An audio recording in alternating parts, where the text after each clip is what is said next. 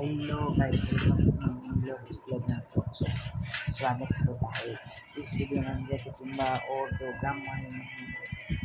ब्राह्मण हमारे उधर खड़े हैं वो दोनों दिखाएंगे इस वीडियो में।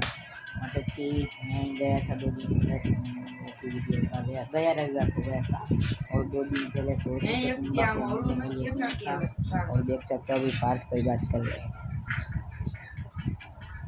वो फ्री फायर खेलते हुए। और ये देखो टीवी भी चालू है, मैं देख रहा था। एसी भी फुल है और अभी हम दोनों को टायर लग रही है, देख सकते हो। मतलब एसी 16 पे है इसके लिए। और बाकी की बाद में करेंगे।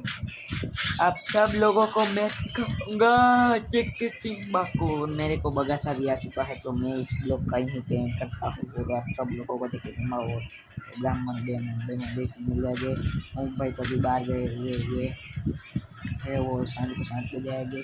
और वो उज्जवल गैस पे वो 5:30 बजे आएंगे। और बाद में वो पाठशाला जाएंगे। मतलब कि हमारे ब्राह्मण को